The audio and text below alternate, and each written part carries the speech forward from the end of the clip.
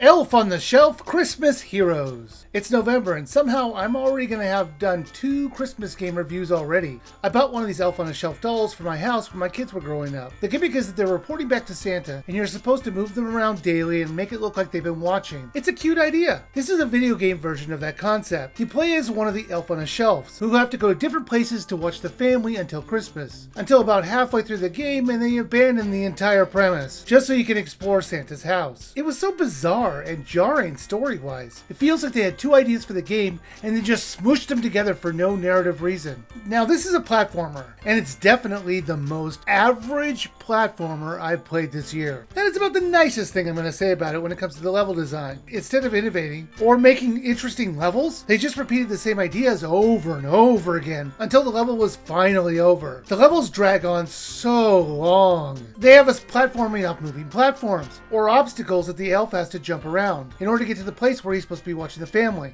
I counted at least 10 microwaves in this house, and sometimes you would see one in the background and then you'd be platforming over one. They just constantly reused assets. They should have made smaller levels. It never felt like we were exploring a house. It felt like they just put random items in our way and called it a day. There were toothpicks and push pins all over the floor, which would be only there to hurt your character, so you wouldn't walk on the floor of the house consistently. Realistically though, it's ridiculous. If this was happening, the people here would be constantly pulling pins out of their feet. However, that's not even the biggest logical problem in this game. This is all about an elf needing to get up high in order to be able to see the family and what they're doing. So he's jumping around and platforming upward to do this. However, here's the biggest issue. He can fly. There is no reason he needs to run and jump around the world. Just fly to the goal! You might be saying, oh, he can only fly for small periods of time. Nope. He can fly as long as he really wants. There are levels where they're just flying sections where you're just picking up Christmas magic. And by the way, these were the best levels in the game. They were on rails and you collect these lights, which are Christmas magic. And unlike the platforming levels, they were brief and enjoyable because they didn't drag them out like all the other levels. In each of the world, there's a lot of this Christmas magic to collect. As you collect it, you're restoring Santa's magic. Maybe. It never cares how much you collect or not, nor does it give you any gold that you have to get to.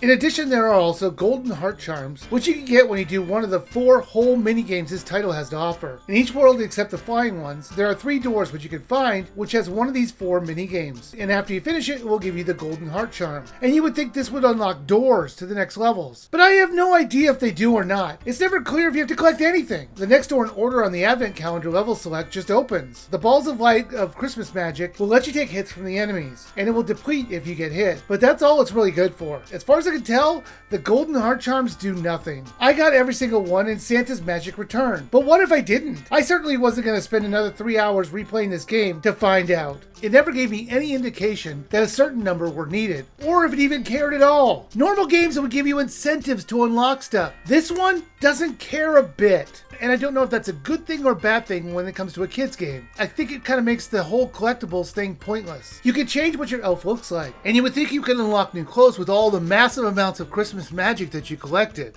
But no! Once again, they don't go that far. You can't collect any new clothes. And also, annoyingly, you can't randomize. You can randomize your name, but you can't randomize your clothes. It's just a small little thing that I thought would have been cool. Now, like I mentioned, there are a whopping 4 mini-games to play. And while they do get harder, the lack of variety is very obvious after a while. For example, they give you a puzzle to make, which if you finish it, they'll show you a scene from the Elf on a Shelf movie, I assume. The scenes are always short and very odd. Like you're coming in the middle of the conversation and it never gives you any context behind it. Even being so short, they repeat scenes. It's like they didn't want to spoil the movie by showing too much, but they really didn't show anything. The minigames get more difficult, not just by adding more pieces or objects to finish, but the time also gets tighter. With the exception of the memory game. That one has so much time it's crazy. They give you over 7 minutes in the later levels. And you really only need 2. I don't know why this is so loose on the time, when the others are more in line with the challenge they're trying to portray. The Elf on a Shelf Christmas Heroes was okay at best. The levels go on too long, and they don't give you any incentives to collect anything, with the exception of being able to take hits from enemies. Overall, the levels do look nice, but it feels like they had one idea in a level and just kept repeating it and thinking kids will find it fun. But I think they're going to find it a bit tedious after a while. Now this is normally $39.99, and I would wait for this to go on a really good sale if you have any interest in this. It will be simple for kids to play, but boring and repetitive level designs will not keep their attention for too long. If the levels were better designed and not so dragged out, I think this game could have been much better. If you're looking for a simple Christmas platformer for young kids, they might like this, but I would wait for a deep sale to get it.